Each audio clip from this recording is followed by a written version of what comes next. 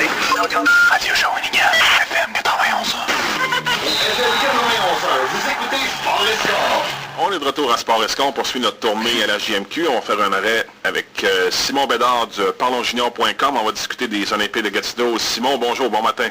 Bonjour, ça va bien? Oui, très bien, oui. Tes commentaires de la saison des Olympiques, c'est sûr, il y a eu beaucoup de blessés cette saison, des transactions, tes commentaires. Écoute, je pense que tout le monde sait que c'est une saison très difficile pour les Olympiques de Gatineau actuellement. Il y a eu beaucoup plus de bas que de haut. On a connu beaucoup plus de séries de défaites que de séries de victoires. Mais je pense que qu'est-ce qui aide là-dedans, c'est que tout le monde s'attendait à ça.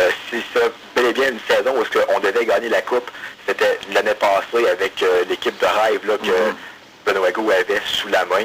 Je pense qu'on avait vraiment le talent pour gagner. On avait aussi une chimie d'équipe incroyable, autant sur la patinoire qu'à l'extérieur de la surface gelée. Et c'est justement pourquoi que lors de la période des transactions de 2011, Benoît Gou avait mis le paquet pour aller chercher Philippe Michael DeVos des Tigres de Victoriaville. Oui. Malheureusement, ça l'a passé près de marcher parce qu'on a perdu en 6 matchs en finale face aux Sea Dogs, mais on n'a pas été en mesure d'aller chercher le championnat que tout le monde rêvait. Et écoutez, lors de la période estivale, plusieurs joueurs d'impact ont dû quitter afin de vers des plus hauts niveaux. On pense à des gars comme Maxime Clermont, Hubert Labrie, Ty McGinn. C'est quand même des joueurs qui avaient un rôle d'impact à jouer. Et là, ça a forcé l'équipe avec plusieurs passes vacants d'effectuer le début du processus virage jeunesse qu'on dit dans le jargon du hockey dans le fond.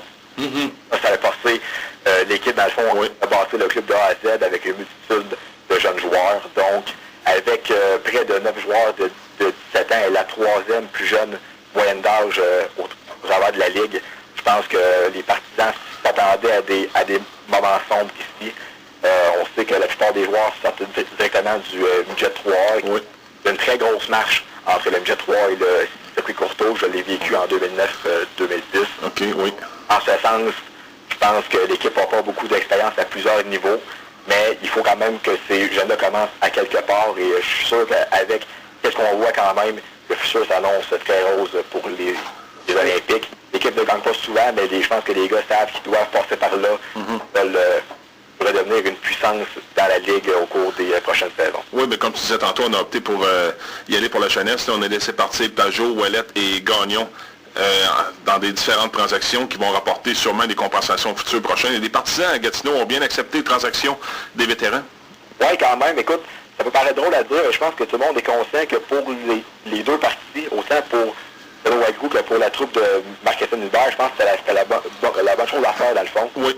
Je pense que Pajot, Ouellette, Gagnon, c'est pas mal, à part Gagnon, dans le fond, là, Jean-Gab Pajot et Christian Ouellette, c'est leur dernière saison pratiquement ici dans le circuit Courteau. Oui. Pajot devrait probablement graduer avec les sénateurs de Binghamton l'an prochain, le club école des Ottawa.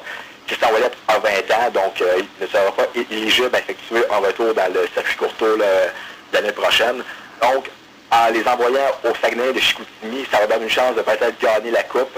Je pense qu'ils savaient très bien qu'avec les Olympiques de Gatineau, c'était pas pour être chose possible là, en 2011-2012.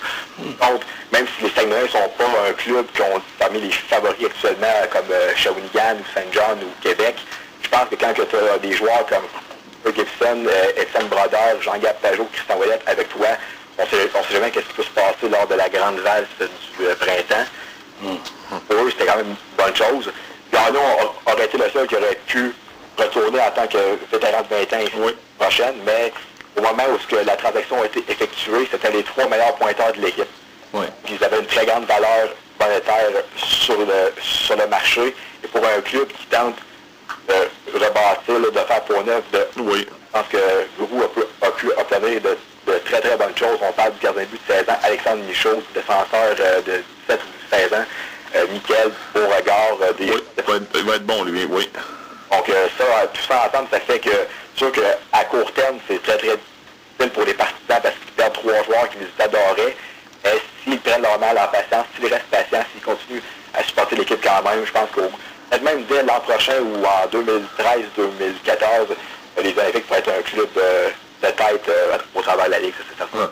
Moi, les gars, là, j'ai une question à vous poser. Là. Pour moi, dans mon cœur à moi, là, les Olympiques de Gatineau, là, ça fait plusieurs années qu'on était habitués il nous présentait toujours des équipes qui étaient quand même bonnes, puis des équipes qui se bataillaient toujours là, dans les hauts du classement. Il s'est passé quoi? Évidemment, il y a eu ce qui s'est passé, ce qu'on parlait tantôt, mais il s'est passé quoi? Parce que les Olympiques, je pense, ça faisait là, des années qu'on avait toujours des équipes là, vraiment quand même dominantes. Mais il est arrivé dans le passé aussi que les Olympiques ont eu des équipes dans le milieu du classement, mais qui peuvent surprendre en série. Je pense qu'avec un entraîneur comme Benoît Gros, il n'y a personne qui va vouloir affronter les Olympiques à cause de la tradition gagnante des Olympiques en série. Puis jouer un match à Guertin en série, c'est assez intimidant pour l'avoir vécu en 2009. Les Cataractes avaient remporté 2 matchs sur 3 à Gatineau. C'est vraiment un bel exploit. Il faut vraiment être prêt quand tu joues à Gatineau en série, parce que les 5 premières minutes, là, c'est très intense. Les Olympiques sortent en force. Je pense que ce qui s'est passé, c'est que ça faisait plusieurs années que les Olympiques de Gatineau fixaient la saison 2010-2011 remporter une autre coupe.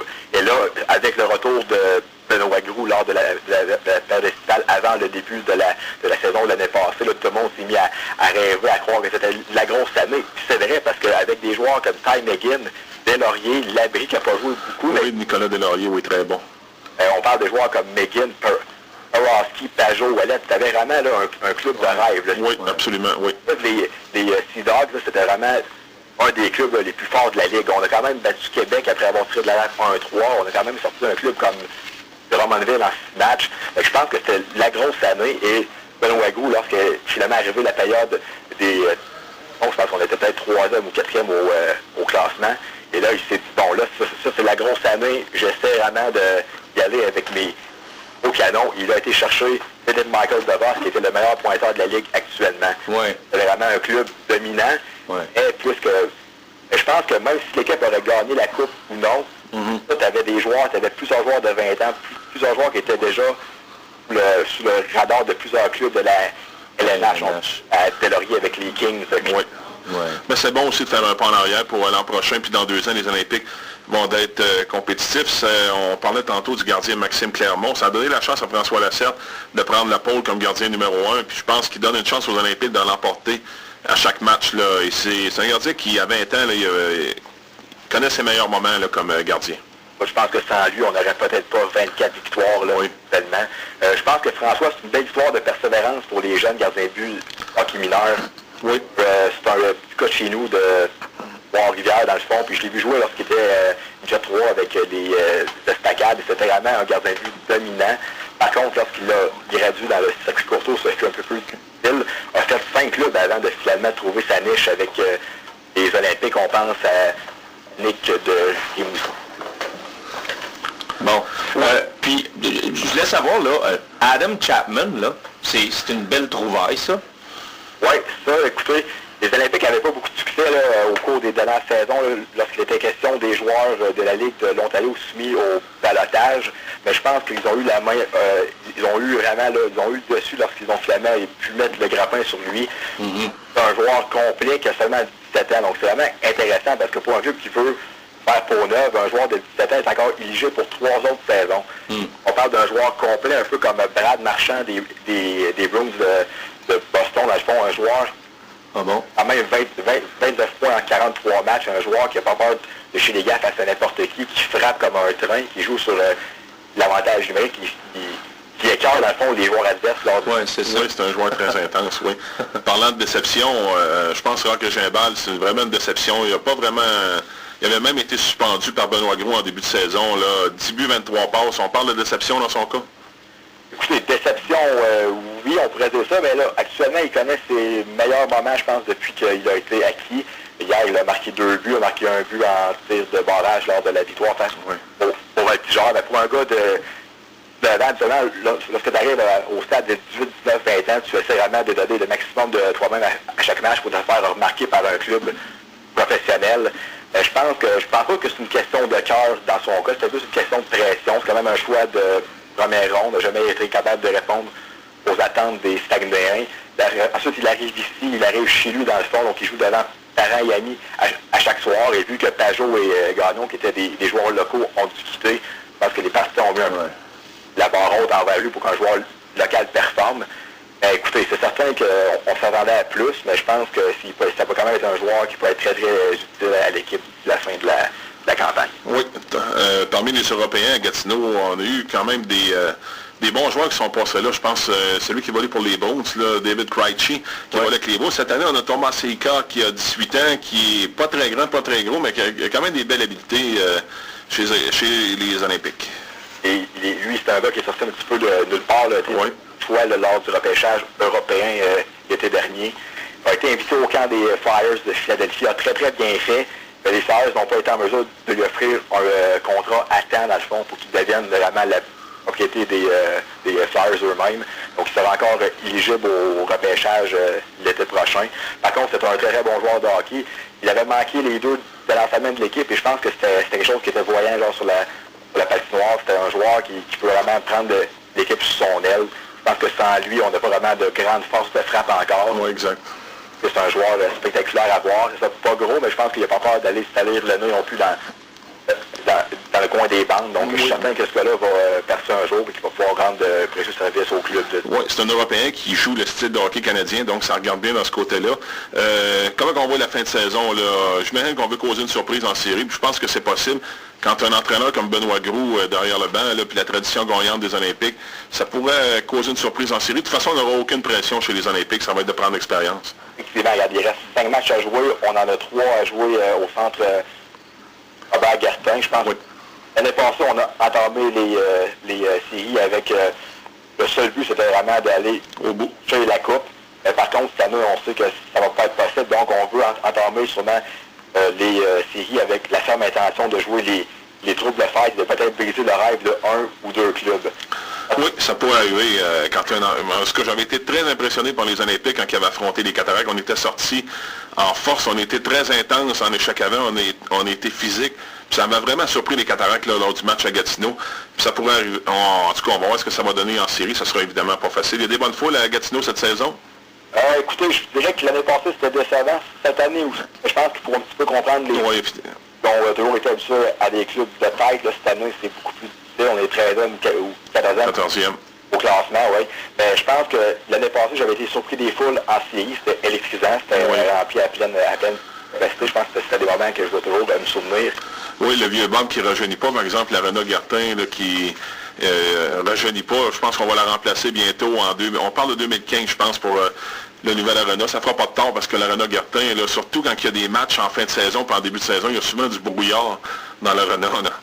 Oui, c'est certain que c'est une bonne chose parce que tu regardes des clubs comme Shawinigan, Saint John, ils ont quand même des bons out modernes. Oui. Donc nous, c'est sûr que ça fait quand même longtemps qu'il est là, mais d'un autre côté, lorsque le centre Robert Gassin va devoir passer le flambeau, je pense que ça va être la fin d'une dynastie, oui. Parce qu'il s'est tellement gagné le championnat, il y a plusieurs d'impact qui ont passé par là. Oui. Ça doit être dur, ça reste que c'est qui est intimidant, qui a quand même quelque chose de spécial en lui. Je pense que ça va attirer beaucoup plus de monde lorsque l'équipe va avoir... Oui, c'est vraiment spécial ce jouer-là. Aux belles années des Olympiques, un dépisteur m'avait dit c'est 1-0 Gatineau, le match n'est pas commencé, tellement que c'est intimidant ce jouer-là quand la foule s'en mêle. En tout cas, on va voir ce que ça va donner en série. On te remercie, Simon, pour l'entrevue. On te souhaite une bonne fin de saison avec les Olympiques de Gatineau.